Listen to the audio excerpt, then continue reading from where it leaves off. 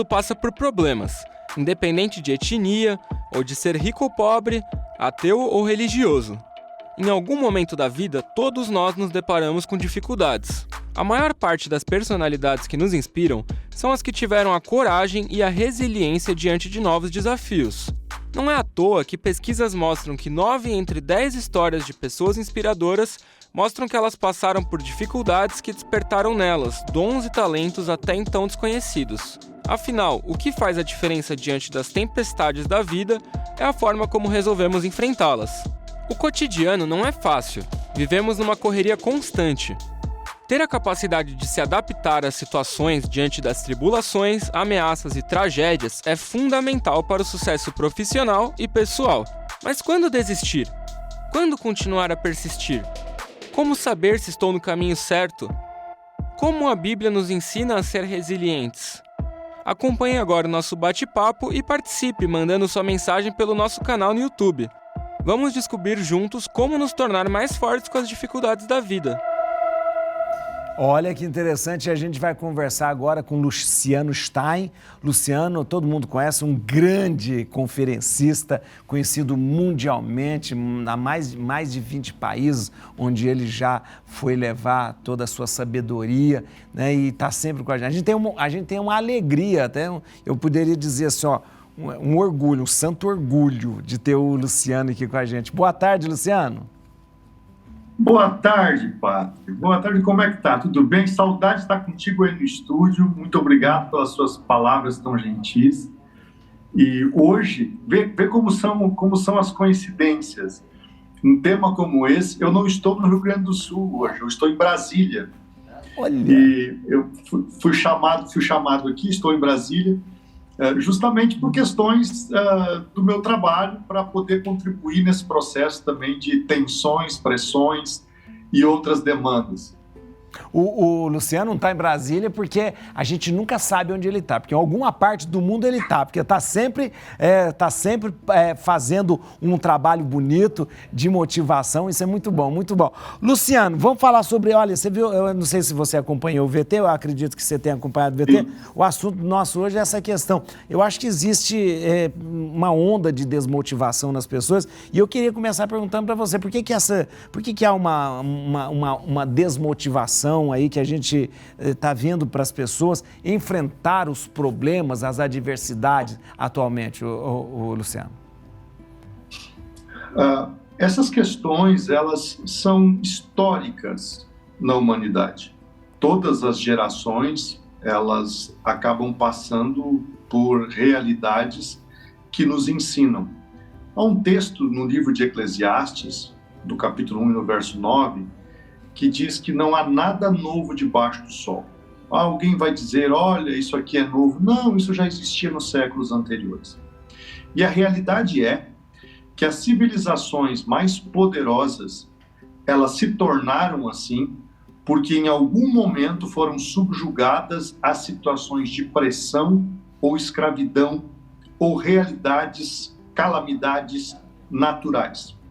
Mas não existe civilização que tenha exercido domínio ou realmente ser independente com qualidade de vida, que não tenha uma história de sofrimento, de vitória e de conquista para nos relatar. E isso se espelha também não só no campo coletivo, mas também na individualidade. Isso é algo tão importante que o próprio Senhor Jesus, ele precisou passar pela cruz. Isso foi dado até para o Filho de Deus, o nosso Salvador, fazer esse enfrentamento. O autor da carta aos Hebreus, no capítulo 12, no verso 1 e no verso 2, mas principalmente no 2, diz assim, que Jesus, ele não olhou para a afronta e a humilhação e o desprezo da cruz, mas olhou para a alegria que lhe estava proposta. Então, ele passou pela cruz, olhando para o trono à direita do Pai. E quando nós vemos o capítulo 53 de Isaías, a grande visão profética do Messias, desde o início do seu ministério até a consumação do seu governo eterno, lá no verso 11, o trabalho de sua alma ele verá e ficará satisfeito, ou seja, o sofrimento que teve para poder exercer o governo. Então, o próprio Filho de Deus passou por isso. E qual é a identidade que todos nós devemos escolher? Nós temos duas opções. Ou eu escolho ser um cidadão livre, ou eu escolho ser um cidadão servil de alguma realidade. Não existe liberdade sem independência. E não existe independência sem luta. Não existe independência sem conquista. Não existe isso. Isso é tão forte que quando Deus tirou o povo de Israel do Egito, lá no Êxodo, se você ler do capítulo 1 até o capítulo 14, conta a história até a travessia do Mar Vermelho. Deus tratou com Faraó com as pragas sobre o Egito. Deu tudo para eles. O que a geração que recebeu tudo para ser livre fez? Errou no deserto. E ficou no deserto. Aí a geração que aprendeu a sofrer no deserto conquistou a terra prometida. Essa é uma realidade que nós temos que entender. Padre, eu tenho uma frase, eu aprendi uma frase e eu repito muito ela. Quando Deus quer te promover, Ele te dá um problema para resolver. É verdade. Então, quando uma pessoa está passando por uma dificuldade, a primeira pergunta que ela tem que fazer é: que promoção está por trás disso? Como eu posso crescer nessa? Se eu não sou a causa do problema, né? Importante. Se eu não for a causa do problema, e o problema está diante de mim, a adversidade está na minha frente, que crescimento, que promoção ela me gera? Qual é a essência de crescimento que tem dentro? O apóstolo Paulo fala isso em 2 Coríntios 4,17, que todo problema tem dentro de si uma semente de glória. A gente tem um trecho de um vídeo aqui, Luciano, um vídeo que bombou nas redes sociais, fala sobre a questão da apatia e ansiedade. Vamos dar uma olhada, eu queria que você comentasse depois. O mundo demanda da gente uma capacidade de produção e de estar aí fazendo coisas, falando coisas, trabalhando, o que seja, muito intensa, muito intensa. O nosso mundo de hoje demanda da gente uma coisa assim que várias vezes a gente não consegue dar conta. E não é só você que não consegue dar conta, é que ninguém consegue dar conta. Isso é importante saber. Essa necessidade de dar conta desse tanto de coisa, ligada ao seu ideal do eu muito inflacionado, né, a essa ideia de que você tem que ser tal coisa, porque senão você não vai conseguir corresponder a tal coisa, então você não vai conseguir ser amado pelos seus pais, por exemplo, por quem quer que seja, se você não for muito bem sucedido, por exemplo, conseguir fazer tudo aquilo que você imagina que você tem que ser capaz de fazer. Então, essa coisa ligada ao mundo neoliberal faz na gente uma impressão de que a gente realmente não é capaz. Eu não consigo dar conta disso tudo. Luciano, essa coisa de estar diante de um problema, você falou uma coisa muito bonita, eu acho interessante, que é importante que as pessoas saibam, os problemas na vida não são castigo, não são maneiras de Deus nos mandar algo como vingança, mas pelo contrário, né? Acho que é uma maneira de Deus mostrar para a gente algo muito grandioso que tem pela frente. Você na sua visão de teólogo, você acha que de repente as pessoas andam mais preocupadas e menos confiantes hoje? Sim. Eu concordo com o que foi dito no vídeo, porque pesquisas comprovam que crianças hoje, com 7 anos de idade, já viram mais cenários e conseguiram visualizar ambientes por conta da televisão, do celular, computadores, videogames, etc., do que a nobreza no período de Cristo, por exemplo, ou até a Idade Média. Sim. Então, se você pegar os reis da França, da Inglaterra, na Idade Média, ou os imperadores romanos, eles viram menos coisas na vida do que uma criança de 7 anos hoje. Para você ter uma noção de quantos cenários e quantas situações a tecnologia nos proporciona. Quanto é possível você viajar com algo na sua mão. E, biblicamente, dentro da teologia, nós vemos que as pessoas hoje, sim, elas estão adotando essa postura porque elas estão dependendo muito da fé alheia. No tempo dos nossos pais, padre, as pessoas dependiam da fé que elas tinham. Sim.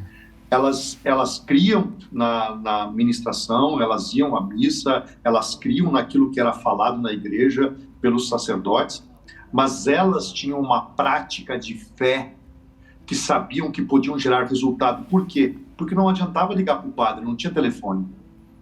Não adiantava você, vou ali pedir uma ajuda, morava a quilômetros de distância da igreja, da paróquia, da capela. Então a pessoa precisava ter a fé, porque ela estava distante da referência dela.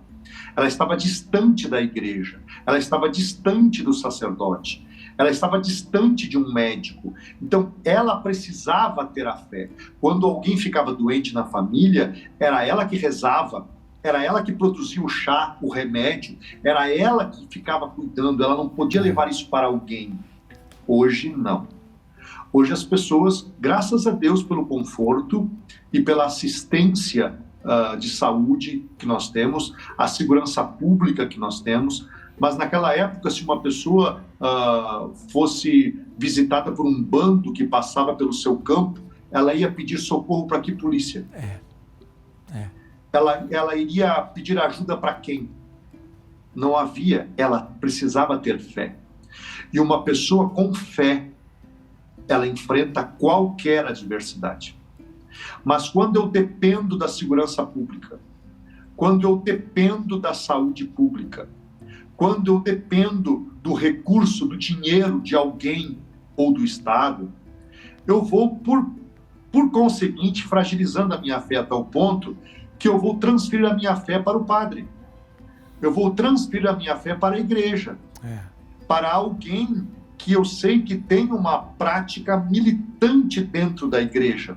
Então essa pessoa reza por mim, essa pessoa faz por mim, e eu estou sempre dependente. E não existe uma pessoa que seja dependente que se sinta em condições de gerar. A gente recebeu aqui um questionamento que eu acredito que não ser algo unânime, assim. Vamos dar uma olhadinha, Luciano? Vamos. Eu falhei, e as pessoas que eram próximas de mim desistiram de me ajudar. Parece que meu poço é fundo demais e não consigo encontrar a saída. Essa coisa de não encontrar a saída, ou que o poço é fundo demais, né, ela quase que beira ao que a gente chama de desespero, né? Ou seja, quando acabou a esperança. Né? Bom, quando o poço é fundo demais, mesmo que nós não consigamos ver nada, sabemos que a saída é para cima. Bom, como é que isso se aplica? Quando eu estou numa situação em que eu não consigo resolver, eu sei que eu preciso subir. O que é subir? Eu preciso aprender algo diferente. Eu preciso melhorar como pessoa. E isso quem tem que fazer sou eu, não é o outro. O outro não vai aprender por mim. Ele não irá melhorar por mim. Ele não vai crescer no meu lugar. Isso quem faz sou eu. É eu que preciso. Então, quando você estiver numa realidade dessa natureza, que você errou e agora ninguém mais quer te ajudar e você não sabe o que fazer, bem, você tem, nesse momento, duas pessoas que podem te ajudar. Uma delas é Deus e a outra é você. Então, peça ajuda a Deus e faça o que você precisa fazer. Porque assim, você vai mostrar para os outros que restituiu o seu crédito, porque você mudou sem eles.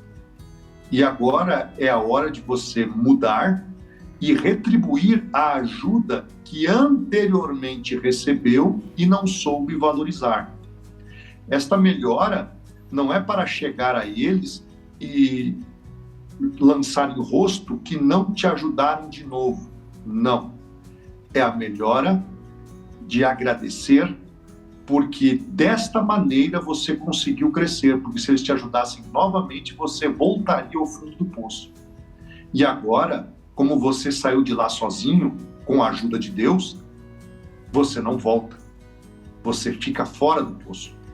Então, nesse momento, você não só agradece a eles por terem te ajudado a resolver isso sozinho, como também os agradece pelas ajudas anteriores que você não soube valorizar. Vamos entender que o nosso crescimento maduro e continuado é reconhecer os nossos erros e a virtude dos outros, porque isso é humildade. E Provérbios 22:4 diz que o galardão da humildade e do temor do Senhor são riquezas, honras e vida. Então, se você for humilde, reconhecer os seus erros e a virtude dos outros, você vai ser honrado, você vai ter recursos financeiros e você vai ter uma vida de qualidade. Muito interessante. Você, em 2 momentos, você citou com muita propriedade a questão da fé, da espiritualidade, da religião. Eu pergunto, esse é um caminho? É um caminho para que da resiliência, do enfrentamento do problema, das dificuldades? Concordo plenamente, Padre. Plenamente. Não vejo melhor caminho do que você buscar nos princípios divinos que estão na palavra de Deus, aquilo que Jesus nos ensina, as verdades que são ministradas no altar, a prática de fé que nos fortalece, para que nós consigamos materializar. Porque tudo que o homem tem dentro dele, de alguma maneira, se materializa no seu mundo habitável. Isso é bíblico. Tudo o que eu tenho dentro de mim é semente que mostra os frutos aqui do lado de fora. E quando eu me fortaleço espiritualmente, eu estou potencializando todas as sementes que eu possuo, os meus valores, as minhas virtudes, aquilo que de bom eu tenho, para que promovam os resultados que gerem a qualidade de vida que eu tanto desejo. Não existe uma pessoa que gere resultados que tenham padrões de justiça que não esteja fortalecida espiritualmente, a não ser que ela está criando um mundo baseado em ilicitudes, em injustiça. Mas mesmo assim, para fazer esse mundo de injustiça e de ilicitude, ela tem que se basear em princípios espirituais malignos para construir um mundo ilícito. Porque isso é um espelho, é uma cópia daquilo que é verdadeiro, que o mundo de bênçãos, ele é criado pela manifestação de valores invisíveis.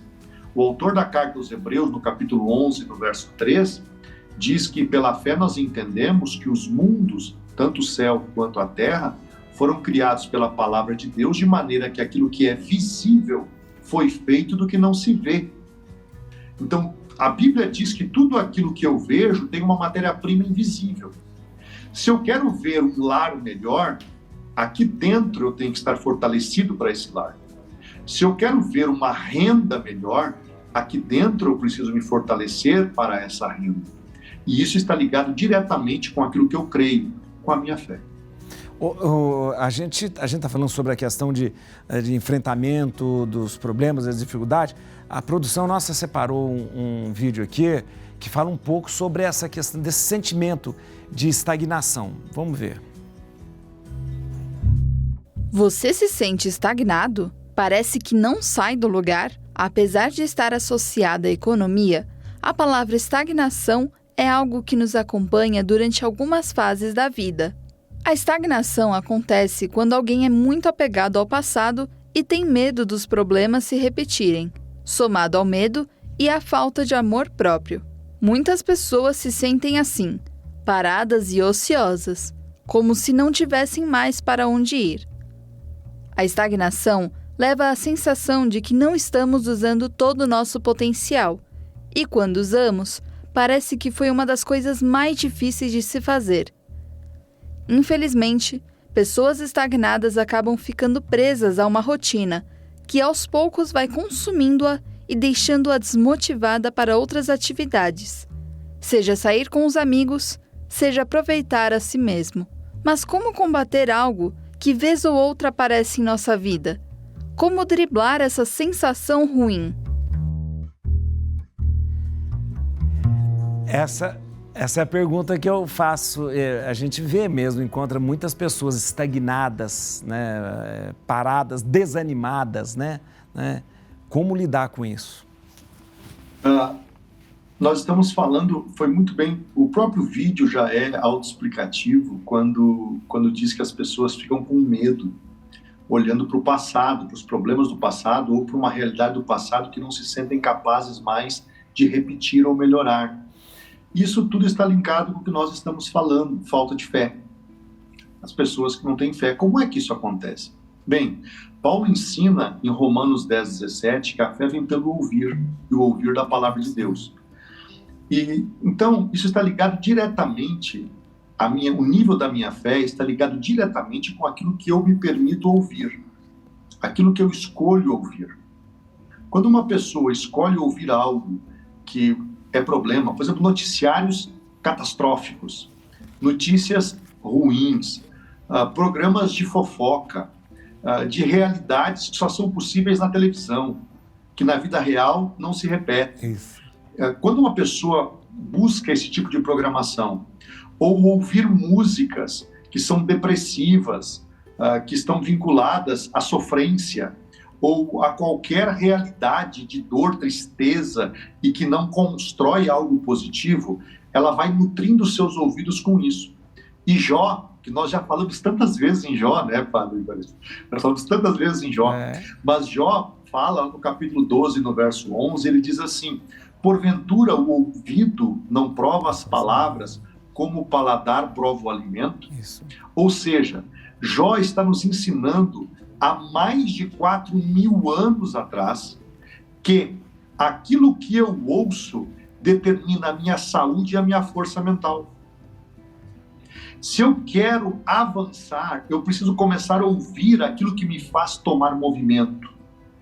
Mas se eu fico ouvindo notícias ruins que me geram medo, tristeza, preocupação, ou eu ouço uma notícia e essa notícia me faz falar mal de governos, me faz falar mal de realidades, me faz ter medo de fazer algum investimento, de promover alguma mudança, eu paro. Por quê? Porque eu estou ouvindo isso. Toda pessoa que quer ir para a frente, ela tem que ouvir o que lhe projeta, o que lhe desperta, o que lhe dá vontade de avançar. Então mude o que anda ouvindo, que você começará a entrar em movimento. É interessante se você fala, porque o que a gente ouve, o que a gente vê, o que a gente tem contato, isso é uma decisão que nós podemos tomar, né? De repente a pessoa fala assim, eu não sei o que eu posso fazer. Não, você começa por aí, escolhendo, né, o que fala, o que ouve, o que vê, onde você está. Isso pode determinar justamente o sucesso, a alegria, uma mudança de vida da pessoa, né? Sim, você escolhe. Por exemplo, quando eu vou à academia, eu não gosto de ouvir a música que toca na academia. Então eu levo meus fones de ouvido. Isso. É eu que escolho, não é outra pessoa que escolhe por mim. E se eu estou numa reunião de amigos ou de família onde os assuntos não são construtivos, o que eu faço? Isso. Bom, então eu dito a pauta. Isso. Como é que eu dito a pauta? Eu promovo assuntos ou faço perguntas para direcionar a conversa. É isso mesmo. Toda vez que você está envolvido em situações que você tem que ir, por exemplo, às vezes estar com pessoas da família que falam coisas que a gente não gosta, mas eu tenho que estar com as pessoas da família. Meu ambiente de trabalho, eu tenho que estar num ambiente de trabalho que são faladas ou mostradas coisas que eu não gosto, mas eu tenho aquele horário a cumprir ali. Então, o que eu posso fazer? Eu promovo a pauta, eu faço perguntas, eu troco ideias e eu encontro alternativas. Eu não vou ficar refém de uma realidade que eu não concordo. Muito interessante. É interessante. É importante porque isso é o primeiro passo na mudança, é essa tomada de atitude nossa mesmo, pessoal, né? Porque a gente tem muito, né, Luciano, que as coisas mudem sempre a partir do outro, né? O outro tem que fazer alguma coisa para eu estar melhor. O outro tem que promover alguma coisa. Não, parte de mim nessa mudança, né? O outro pode até querer me ajudar, mas sou eu e as minhas ações que determinam a minha mudança e o meu crescimento. Eu não posso esperar que alguém faça o que eu tenho que fazer. Nem Deus faz o que é para o homem fazer. Deus só faz o que o homem não consegue, o que a mulher não consegue. Isso mesmo. As pessoas reclamam que Deus não está ajudando elas. Por que Deus não mata a fome do mundo? Porque Deus deu o governo da terra para o homem, é o homem que tem que resolver isso. Por que Deus permite uma criminalidade dessas? Porque é dever do homem julgar e prender os criminosos, não é de Deus. Por que Deus permite que as pessoas façam tudo o que estão fazendo? Porque elas têm liberdade de escolher o que elas querem. Deus só faz aquilo que é dele fazer. O que é do homem fazer, Deus não faz. Por que Deus permite que as crianças estejam desse jeito? Porque é responsabilidade dos pais, é responsabilidade da família disciplinar, instruir, educar, mostrar o caminho, falar o que deve ser feito, mostrar como se faz as coisas certas. Não é de Deus, é dos pais. E quando você olha o que as pessoas estão querendo fazer, estão fazendo o que Adão fez lá no Éden, que nós já conversamos alguns programas atrás, quando Deus perguntou para Adão: o que tu fez aí, rapaz? Onde é que tu tá? A mulher que tu me deste. Ou seja, a culpa é de Deus. Tá? A culpa é de Deus. Deus é o responsável por isso, não. O homem é o responsável por isso. Muito importante. O ser humano é o responsável por isso. Muito importante. Sempre eu acho que é importante sempre bater nessa tecla. E que você falou com uma propriedade enorme. Deus faz aquilo que o homem não pode fazer. Enquanto nós podemos fazer, a gente vai ter a responsabilidade nas nossas mãos. Ô Luciano, muito obrigado por tanta sabedoria derramada sobre nós, mas muito obrigado mesmo. E por tanta bondade do seu coração de, no meio de tantos afazeres, você ter a generosidade de nos trazer isso. Obrigado, obrigado. Eu quero agradecer e eu quero muito que você se inscreva no canal do YouTube do Luciano, Luciano Stein Oficial, no canal do YouTube, Luciano Stein Oficial, e no Instagram, @Luciano Stein Oficial, @Luciano Stein Oficial no Instagram. Luciano, muito obrigado, bom trabalho aí, viu?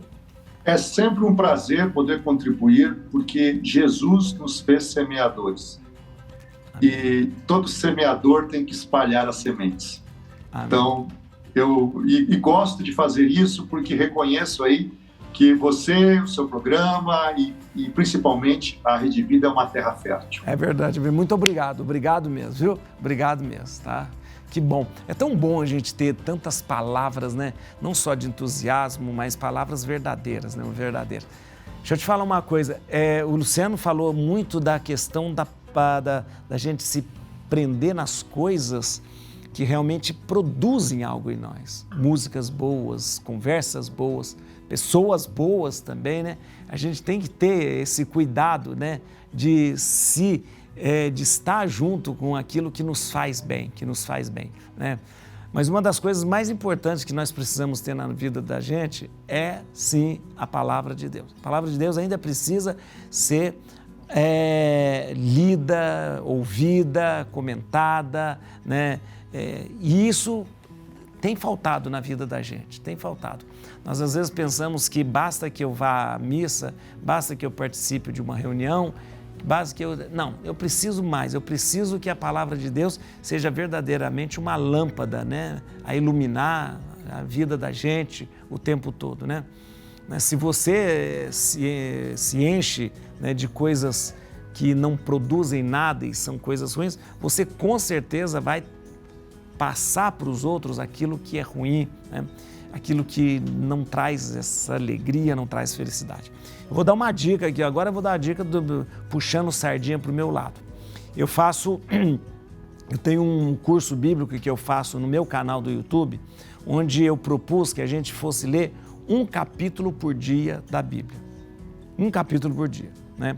Nós começamos lá em Gênesis e eu convido as pessoas a fazerem isso. Vai lá, se inscreva no meu canal do YouTube, é Padre Juarez. Padre Juarez, meu canal do YouTube é @Padre Juarez. Vai lá. Você pode se inscrever no canal e todos os dias, a gente vai ler um capítulo da Bíblia. Como é que você começa? Onde que você começa a ler a Bíblia? Eu sempre digo, a gente começa a ler pelo começo. Então começa pelo Gênesis. E vai lá, todos os dias, um por dia, a gente lê e depois eu explico versículo por versículo. Você lê junto comigo o capítulo e depois eu explico o capítulo para você, tá bom? Atualmente a gente está lendo o livro de Jó, mas se você for começar agora, começa lá de Gênesis. Vamos devagarinho e assim a gente vai ler a Bíblia inteira que vai nos alimentar. Muito bem, eu agradeço você que ficou com a gente aqui, foi muito bom demais, bom demais. A gente vai encerrar o programa com um clipe Amor para Recomeçar, do Frejá, viu? Obrigado vocês que ficaram aqui com a gente até agora. Amanhã encontro com você ao meio-dia aqui no Rosário da Vida. Deus abençoe.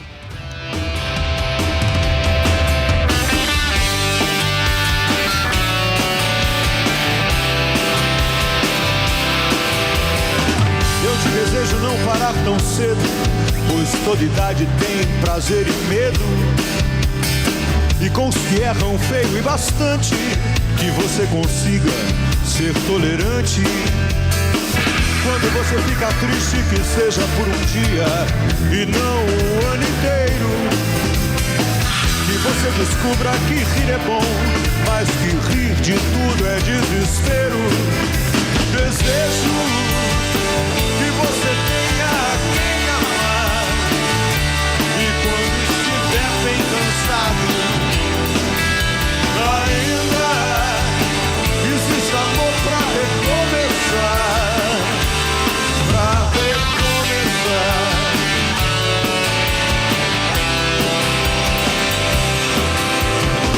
Eu te desejo muitos amigos, mas que em um você possa confiar, e que tenha até inimigos pra você não deixar de duvidar. Quando você fica triste, que seja por um dia e não o ano inteiro. Que você descubra que rir é bom, mas que rir de tudo é desespero.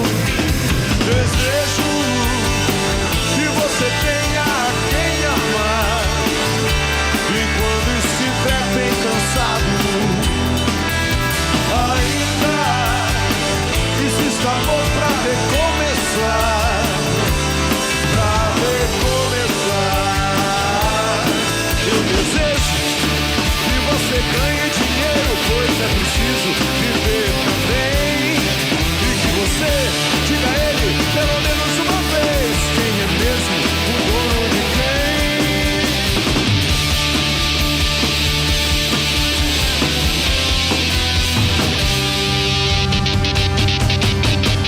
Desejo que você tenha quem